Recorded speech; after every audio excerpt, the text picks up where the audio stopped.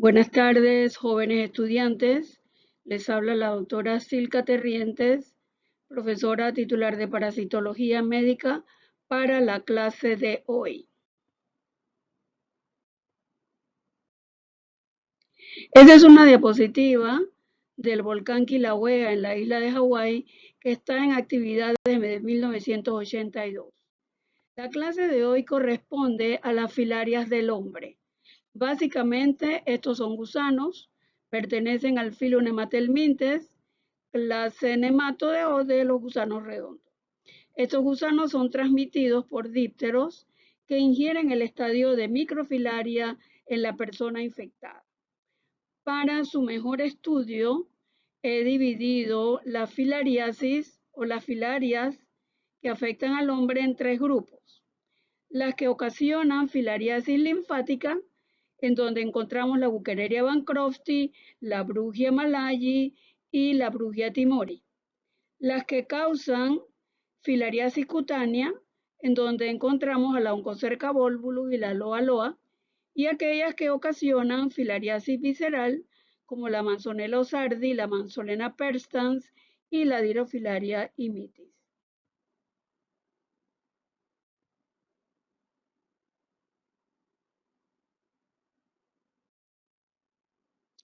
La filariasis linfática es el primer tema que vamos a tocar. Es la infección causada por Buchereria bancrofti, Brugia malayi o Brugia timori. Para estos gusanos vamos a diferenciarlos porque la infección y la enfermedad ocurre principalmente cuando la persona es adulta y no durante la niñez o la infancia, que es como vimos los helmintos intestinales de las áreas tropicales. La más común es la Buchereria bancrofti, ya que es responsable de un 90% de los casos. En América Latina, la Buchereria bancrofti se reporta en República Dominicana, Guyana, Haití y noreste de Brasil. Sin embargo, países como Costa Rica, Surinam y Trinidad y Tobago, esta filariasis fue eliminada de la lista de países endémicos por la OPS-OMS en 2011. Lo que vamos a ver pues es filariasis linfática y estos gusanos se alojan en los vasos linfáticos y alteran el funcionamiento normal del sistema linfático. Imagínense que estos gusanos pueden vivir unos 6 a 8 años y a lo largo de su vida van a producir millones de microfilarias que circulan en la sangre. Se considera que actualmente existen como mínimo 36 millones de personas con manifestaciones crónicas de la enfermedad.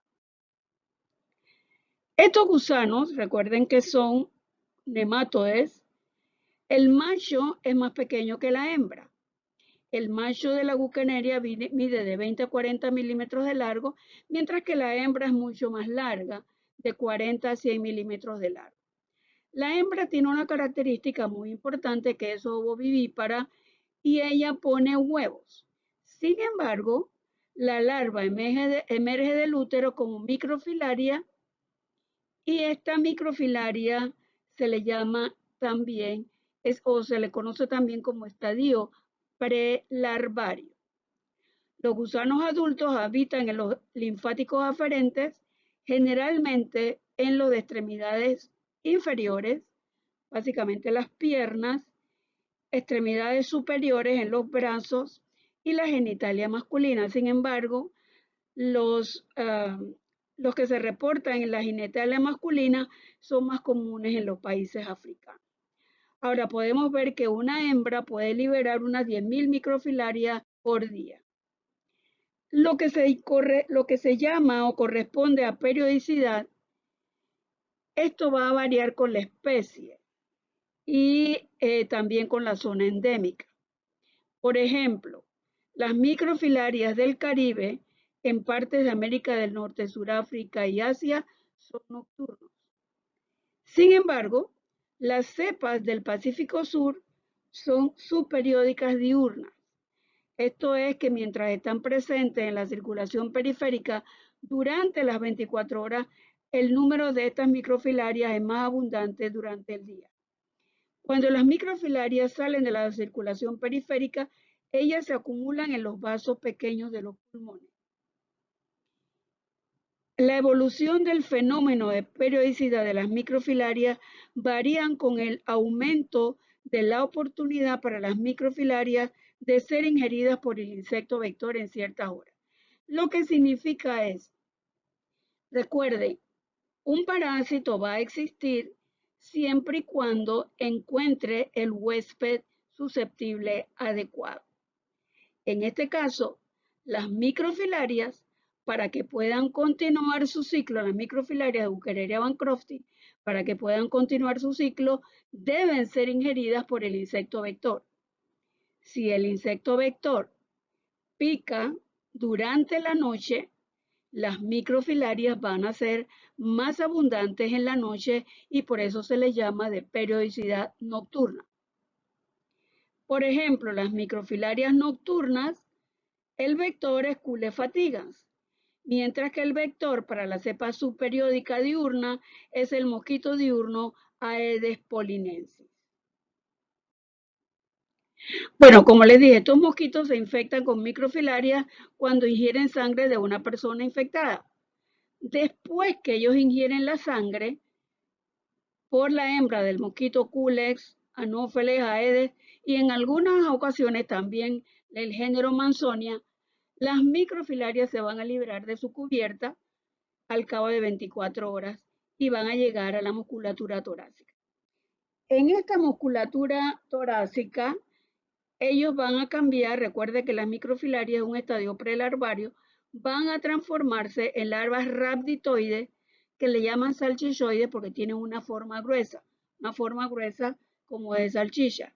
Y posteriormente van a transformarse en larvas filariformes. Después de un periodo de 10 días, esta larva filariforme es capaz de infectar a otros humanos cuando el mosquito se alimenta de sangre. Estas larvas que llegan al huésped susceptible pasan luego a los vasos linfáticos donde se desarrollan y van a transformarse en gusanos adultos que continúan el ciclo.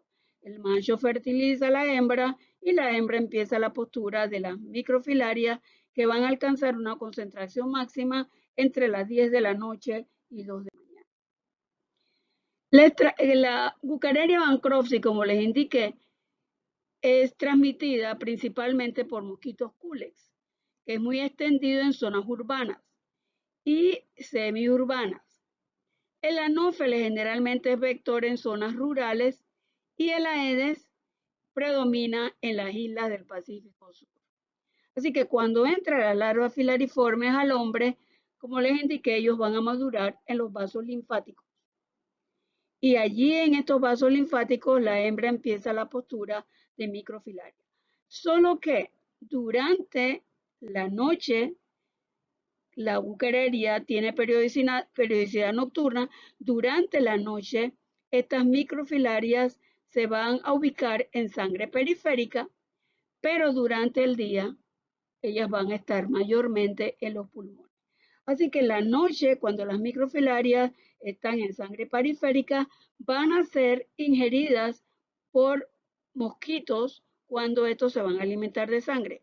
Se desarrollan en la cavidad torácica larvas larvitoides a larvas filariformes que van a las glándulas salivales y están listas para penetrar a un nuevo huésped. Bueno, ¿qué ocasiona la infección por Buchereria bancrofti? Rápidamente podemos ver que ellos tienen manifestaciones clínicas que voy a hablarles un poquito más en la otra diapositiva. Tienen primero un periodo de incubación largo y asintomático. Esto puede ser de un año o a veces más. Como les indiqué, los gusanos maduran en los vasos linfáticos en unos 7 meses y comienza la postura de microfilaria que puede tomar hasta un año antes de que puedan ser fácilmente detectadas en sangre periférica. O sea que el periodo prepatente para estas microfilarias de Buchereria bancrofti puede tomar más o menos hasta un año. Luego viene un periodo inflamatorio en donde los síntomas son generalmente leves y se observa básicamente una fiebre intermitente recurrente que dura de 3 a 5 días. Recuerden que la fiebre siempre es una manifestación de respuesta inmune hacia un antígeno. En este caso son las microfilarias y estas se manifiestan con dolor de cabeza, malestar general, dolor localizado y sensibilidad. También edema, eritema arriba de los vasos linfáticos, pero de los vasos linfáticos que albergan gusanos. Y las glándulas acompañadas de linfangitis y linfadenitis, obviamente en los vasos que albergan adultos. Esta fase también puede estar acompañada de una eosinofilia elevada y puede ocasionar varios ataques cada año.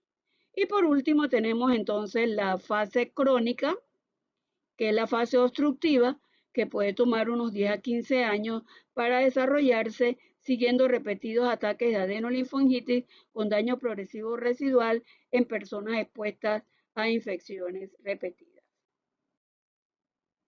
Vamos a ver entonces lo que corresponde a la fase aguda, que es la fase inflamatoria, que comienza cuando la hembra alcanza madurez y empieza la liberación de microfilaria. Recuerden, microfilaria, antígeno, el huésped tiene que responder y responde con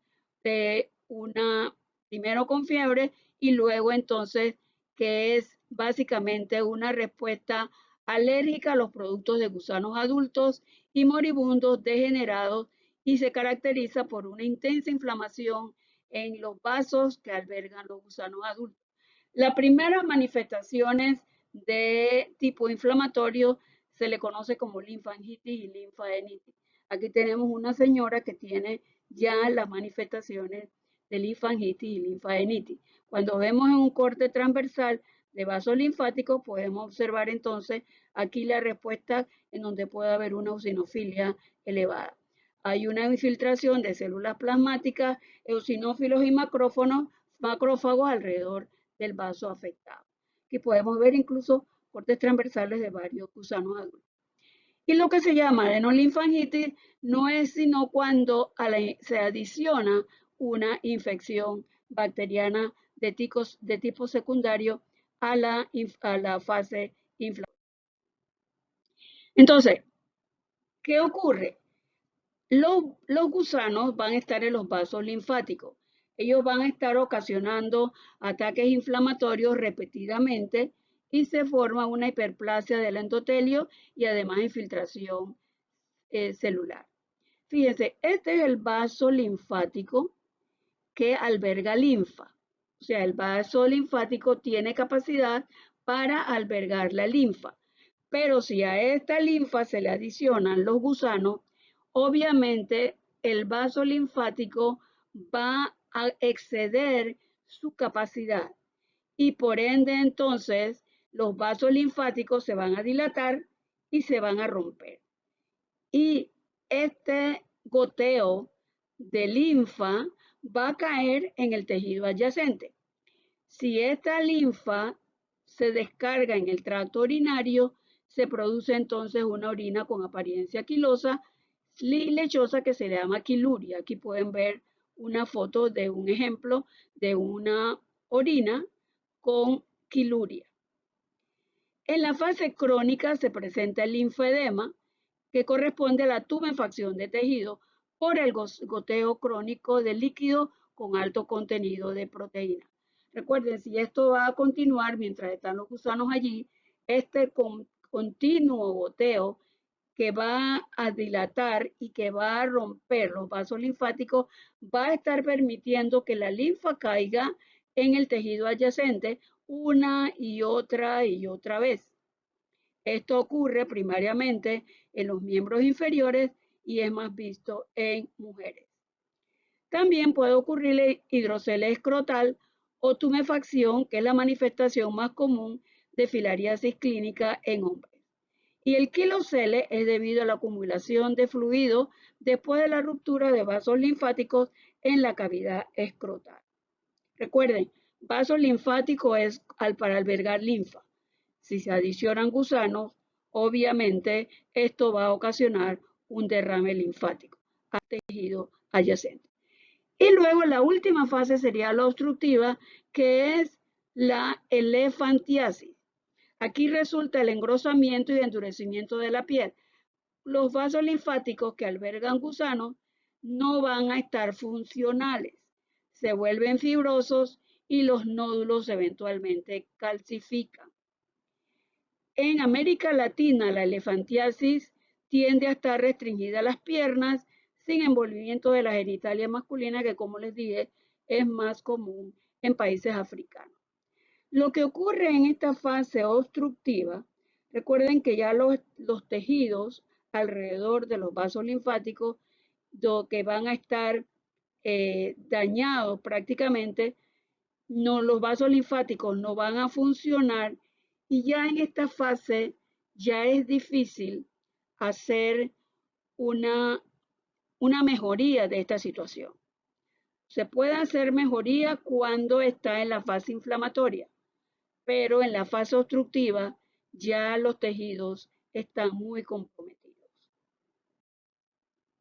Esto para que vean lo que es la fase obstructiva. Miren que aquí hay un bloqueo del flujo linfático, como lo pueden ver en esta foto, y hay una respuesta granulomatosa del sistema linfático a los gusanos muertos y degenerados. Para el diagnóstico de Buergeria bancrofti se hace con base clínica y epidemiológica. Se conocen cuáles son las zonas endémicas donde hay Buergeria bancrofti y luego en estas zonas entonces se pueden hacer el diagnóstico parasitológico, que sería el hallazgo de microfilarias en sangre periférica. Un método puede ser la tinción de Nott, que es básicamente un método de concentración. Se toma 1 mililitro de sangre entre las 10 de la noche y 2 de la mañana, se coloca en un tubo con formalina al 2%, se centrifuga, se decanta el sobrenadante y el sedimento se tiñe con Giemsa, y lo que vamos a ver es esto. Los glóbulos rojos están destruidos, solamente van a ver como una mancha, se van a ver los glóbulos blancos y las microfilarias si las hay. Fíjense que las microfilarias de Buergeria bancrofti tienen una cubierta que las rodea, que se les llama cubierta o vaina. También puede hacerse el método de gota gruesa.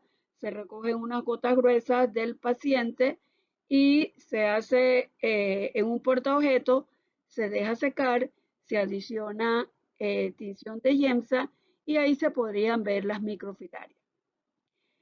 Pero también se puede hacer el método de filtración por membrana, que se utiliza sangre obtenida por jeringuilla, pero esta sangre se pasa a través de un filtro de policarbonatado o de tipo nucleopor, que tiene unos poros muy pequeños que permite que las microfilarias, si las hay, se sedimenten en este filtro. Luego se recogen, se coloca en un portaobjeto, se tiñe y se examina. Y lo que vamos a observar entonces son las microfilarias de esta manera.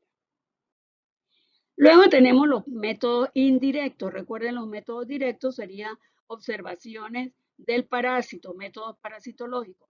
Métodos indirectos, tenemos el diagnóstico inmunológico y el primero sería el método de ELISA, que corresponde a la determinación de IG4. Es difícil usar en el campo, sin embargo, produce resultados similares a ICT en pacientes con microfilarias.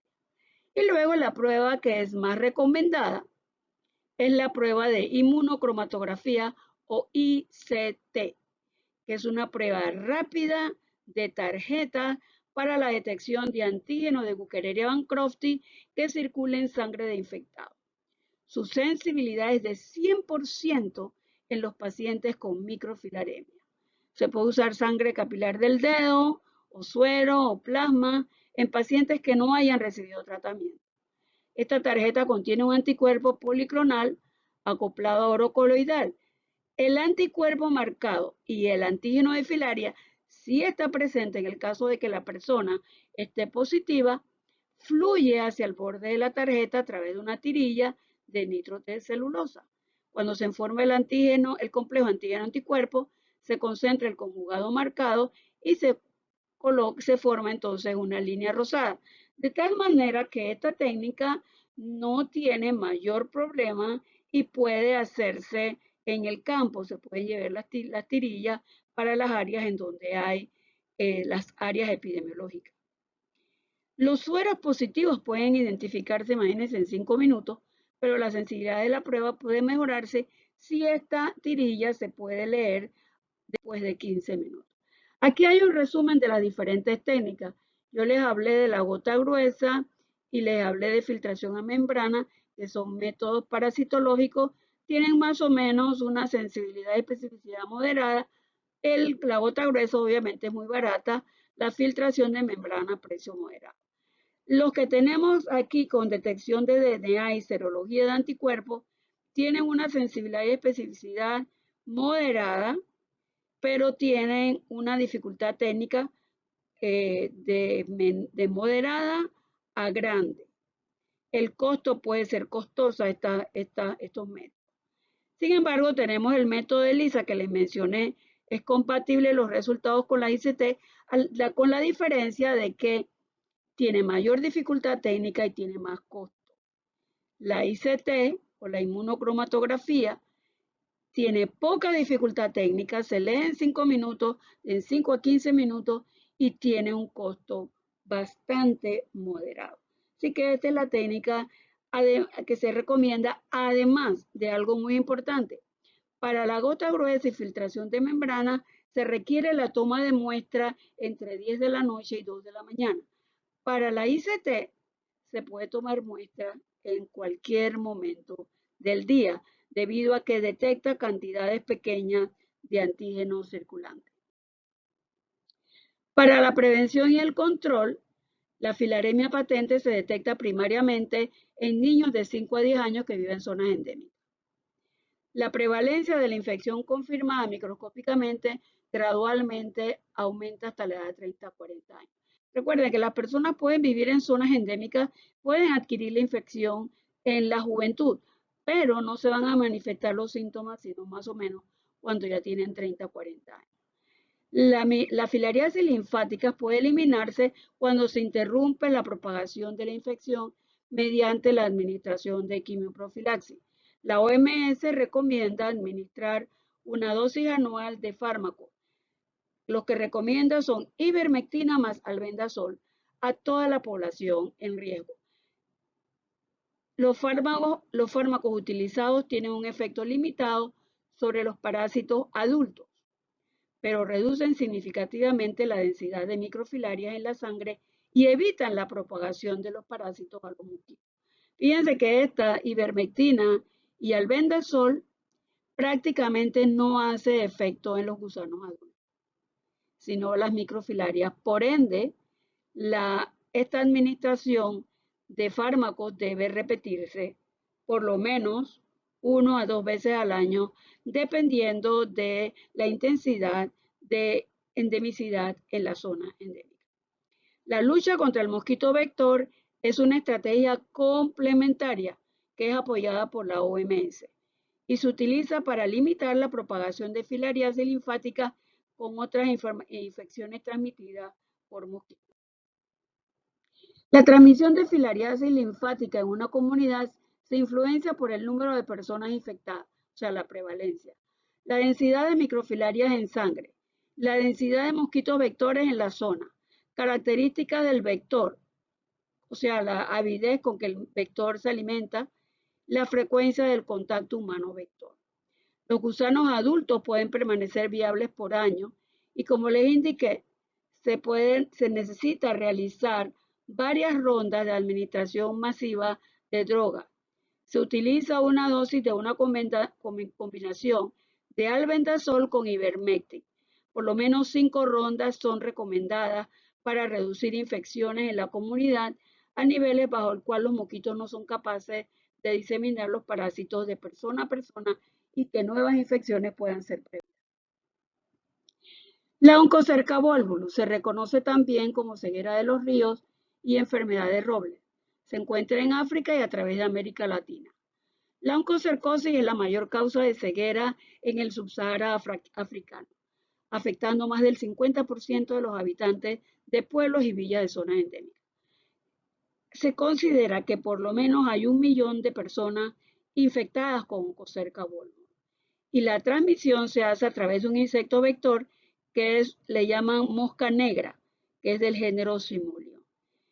El programa auspiciado por la OMS de administración de ivermectin se ve reducido la prevalencia e incidencia de oncocercosis en 90% de algunas de las regiones endémicas. Colombia fue el primer país del mundo verificado por OMS que confirmaba que estaba libre de oncocercosis en el 2013.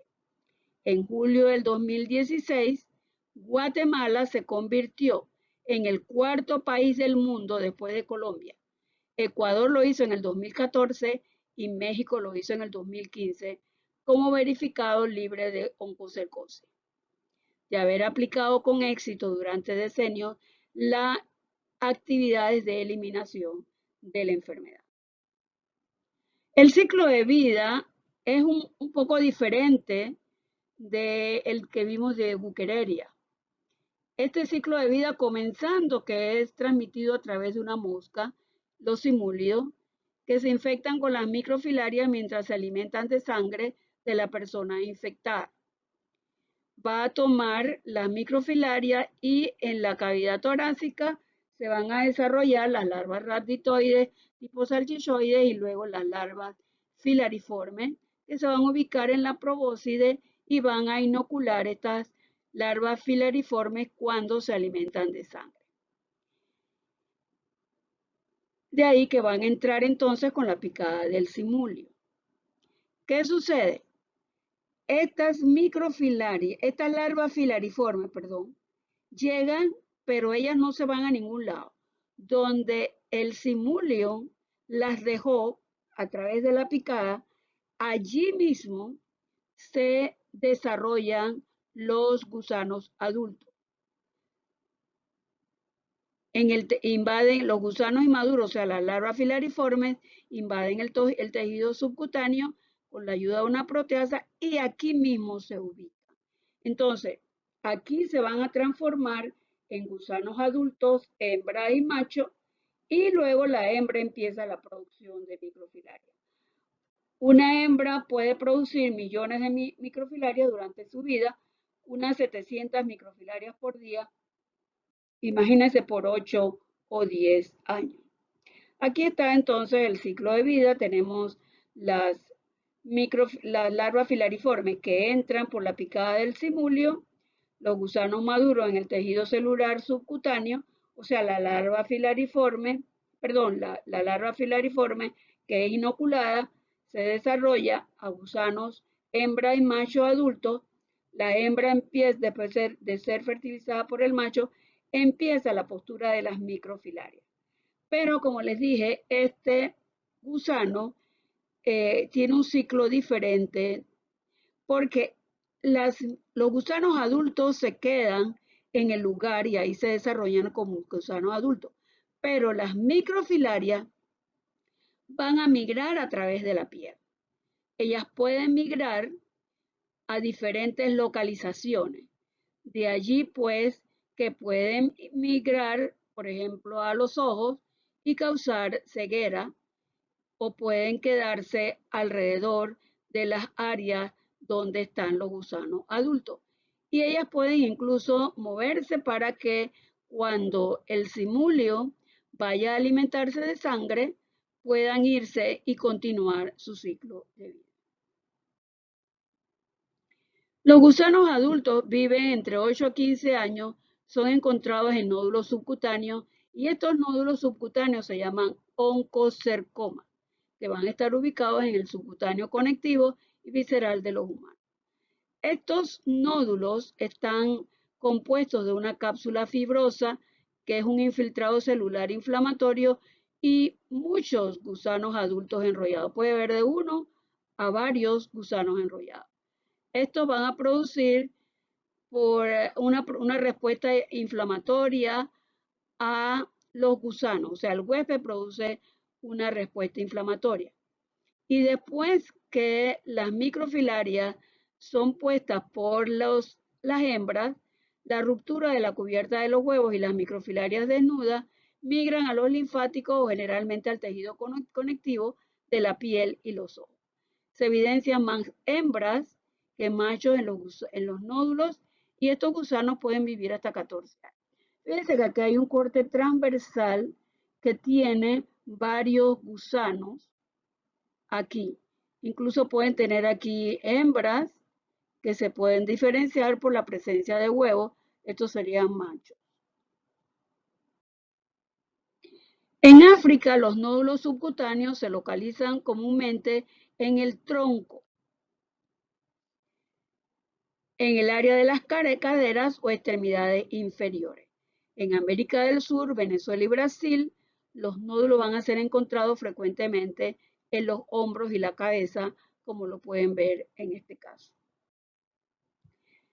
La oncocercosis pues, es una enfermedad que se manifiesta mediada por células de respuesta inflamatoria del huésped a las proteínas extrañas de gusanos vivos, muertos y moribundos. Aquí tenemos entonces varios oncocercomas, algunos abiertos en donde ustedes pueden ver la cantidad de gusanos que pueden albergar estos oncocercomas, que pueden variar desde unos pocos milímetros en tamaño hasta unos 5 centímetros en diámetro. Estos pueden desarrollarse en un periodo hasta de unos 18 meses, obviamente dependiendo de cuántos gusanos van a estar ahí. Y el número de nódulos también varía. Recuerden que el número de nódulos va a depender del mosquito que va a introducir las larvas filariformes en el huésped susceptible.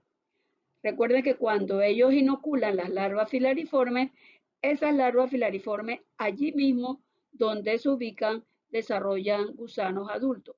Así que si hay más de un nódulo es porque ha recibido varias picadas de mosquitos, de moscas del tipo Simulio.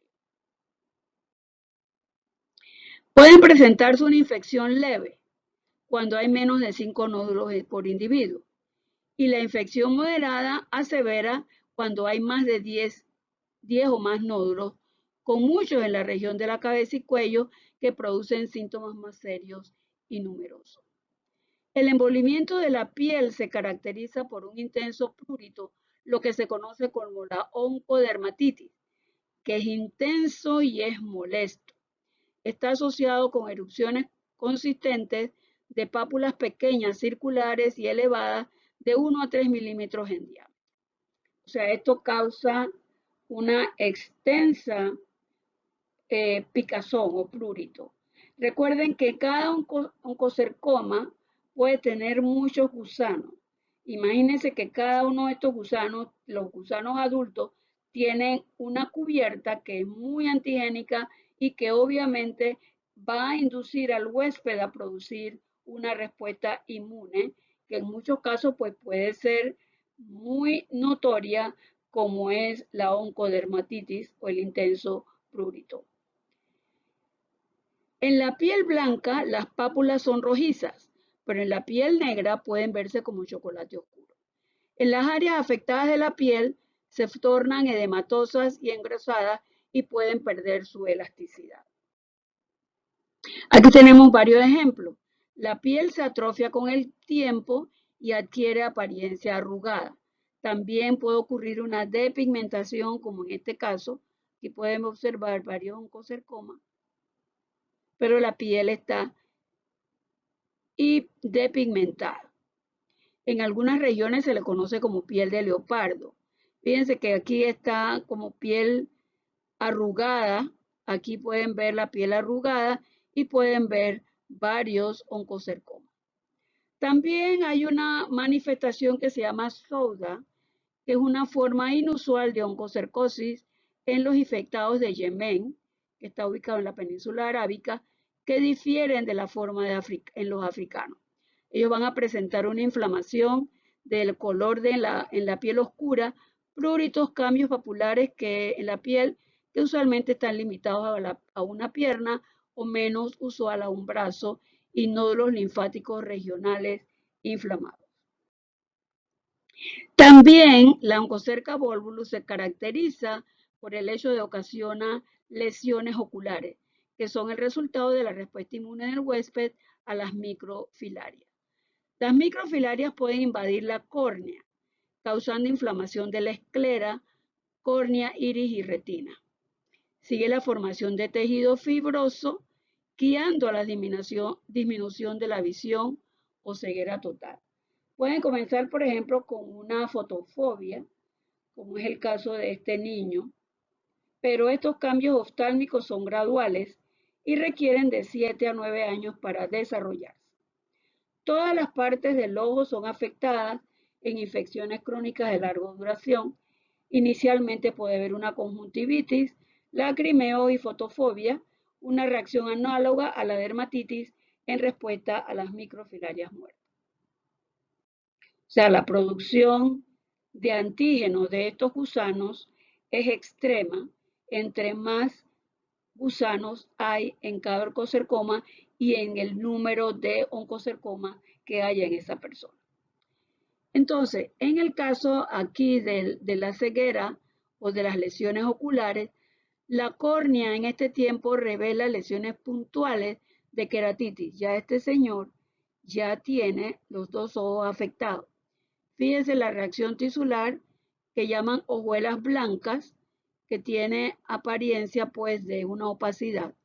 La queratitis puntual puede aclarar con el tiempo. Una infección de larga duración produce esclerosis y vascularización. Entonces, lo que se conoce como queratitis esclerosante es la causa principal de ceguera debido a oncocercosis y se desarrolla en un periodo de 20 a 30 años. En los casos de queratitis esclerosante de la córnea, la quimioterapia ahora puede prevenir tales cambios serios del ojo por la destrucción de las microfilarias. Si ustedes ven esta diapositiva, estos señores que están aquí ya son señores adultos, mientras que este niño de esta región africana es el que guía a estos adultos que ya han perdido la visión. Fíjense que ellos los llevan guiados por una soga. Los casos de ceguera por oncocercosis se van a presentar básicamente cuando la persona ya tiene 30, 40 años de edad y ha vivido todo su tiempo en la zona endémica. Si ustedes ven esta foto de aquí de la derecha, es el examen de ojo que utiliza una slit lamp o lámpara de hendidura o biomicroscopio que revela numerosas microfilarias que están ahí marcadas con M. Ahí están las microfilarias. Las opacidades blancas están allí con la letra S. Si ustedes pueden ver allí, hay una variedad de, un número grande de hojuelas blancas o de opacidades blancas. El examen ocular revela microfilarias móviles o también pueden haber microfilarias muertas. Para el diagnóstico de Oncocerca volvulus, el diagnóstico parasitológico se realiza por el examen de una biopsia o pieza de piel. Esta pieza puede ser de un tamaño entre 2 a 5 milímetros cuadrados, disectado de la zona afectada. La piel se lava con alcohol, se corta y se coloca en una solución salina tibia y entonces se ve al microscopio y se busca microfilarias mótiles dentro de 10 minutos. La otra forma puede ser tomar la pieza que se cortó como tipo biopsia contra un portaobjeto, frotarla y esta impresión que se obtiene se tiñe con Giemsa y luego se observa en el microscopio. Para el tratamiento tenemos la ivermectina, que es la droga de elección. La droga paraliza la microfilaria, permitiendo a los macrófagos del huésped remover los gusanos antes que degeneren y liberen sustancias alergénicas en la circulación. También inhibe la liberación de microfilarias por la hembra y usualmente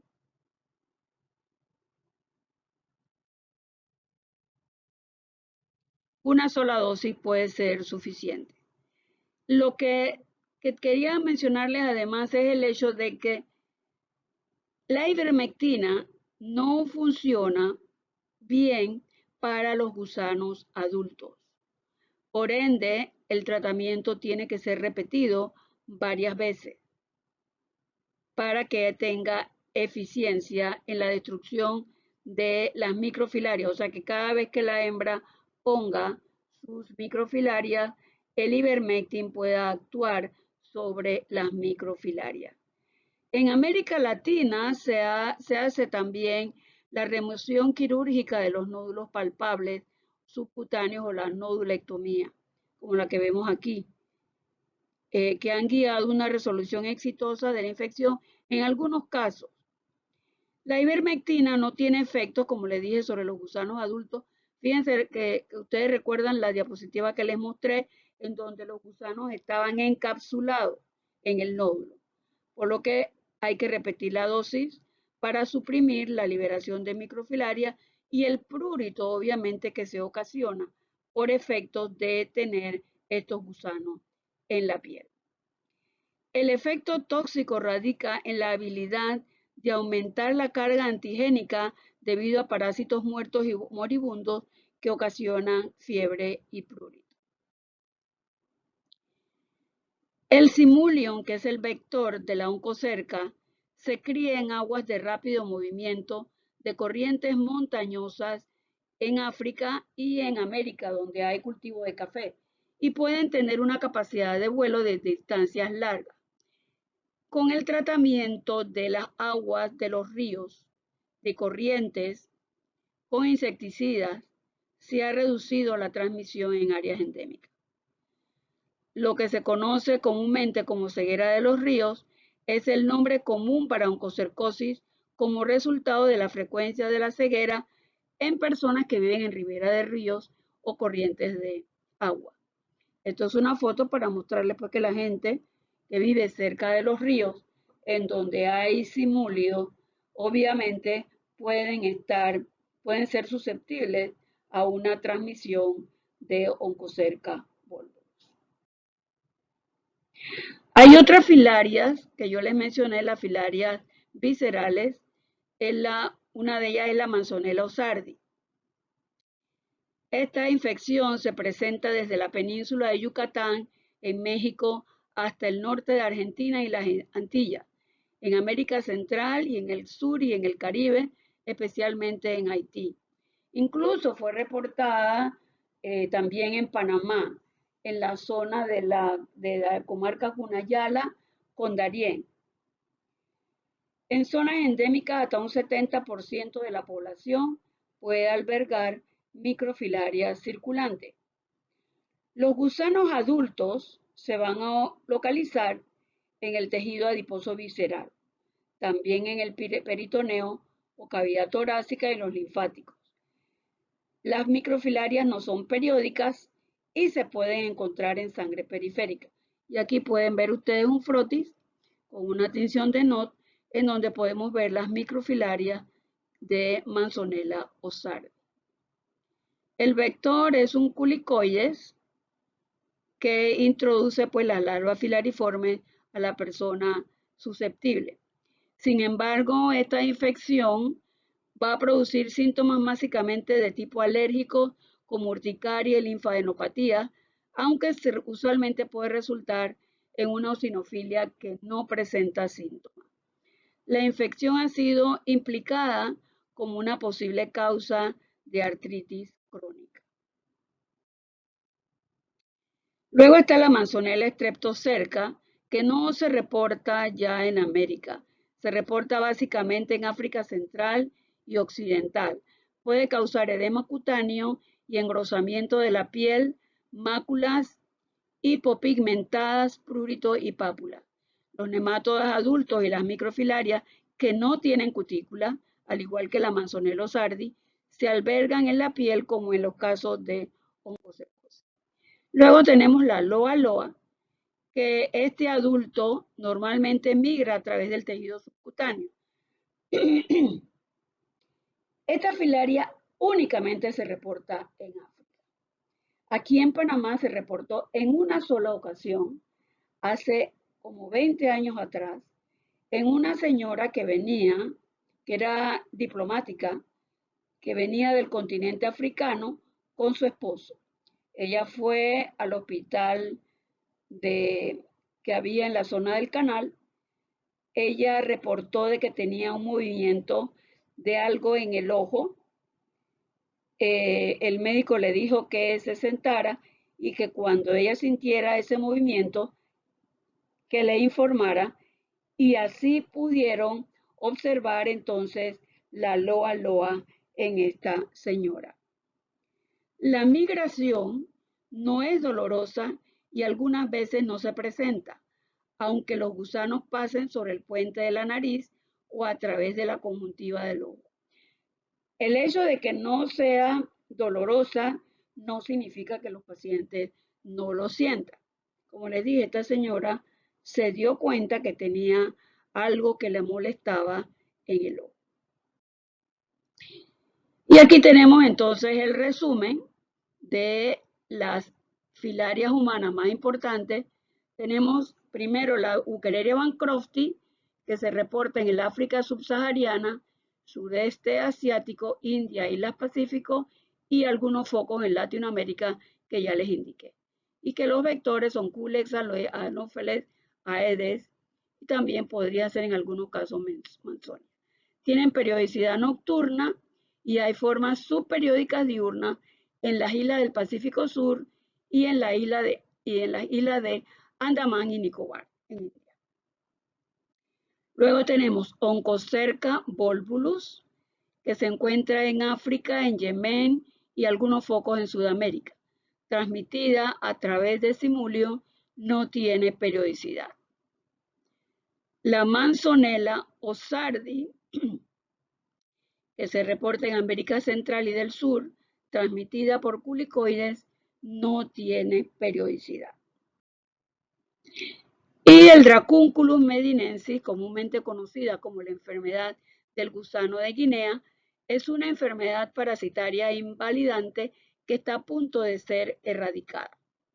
Se va a transmitir normalmente cuando personas no tienen o tienen muy poco acceso al agua potable, ingieren agua contaminada con pulgas que tienen el parásito. A partir del momento la infección comienza con un ciclo entre 10 a 14 meses, aparece una ampolla, que lo ven aquí, una ampolla muy dolorosa, al término del cual emerge el cuerpo de un gusano maduro. La enfermedad rara vez causa la muerte, pero los infectados caen en un estado de invalidez durante meses. Lo importante que debemos recalcar aquí es que a mediados de los años 80 había en el mundo 3.5 millones de casos en 20 países, 17 de ellos en países africanos. Sin embargo, en el año 2018, solo 3 países notificaron casos. Chad reportó 17, Angola 1 y Sudán 10.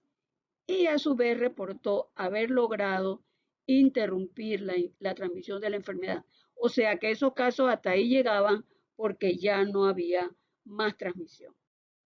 Y la última que les voy a mencionar es la Dirofilaria immitis, que no es una filaria de los hombres o del hombre, sino que es una filaria de los perros.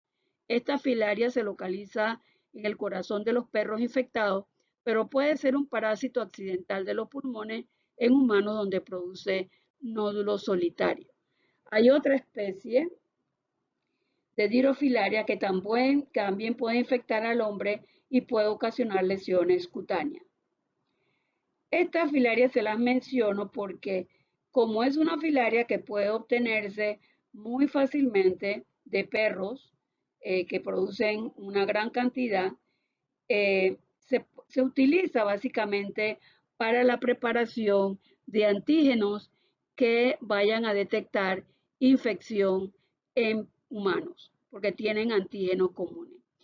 Esta filaria, la Dirofilaria immitis, como les dije, se aloja en los pulmones y es responsable de causar muerte súbita en los cachorros. La lesión pulmonar probablemente resulta de un gusano muerto siendo llevado a la arteria pulmonar desde el ventrículo derecho hacia los pulmones. Los nódulos son frecuentemente diagnosticados por radiografía de pecho que muestran lesiones en forma de moneda, parecidos entonces a un carcinoma de pulmón.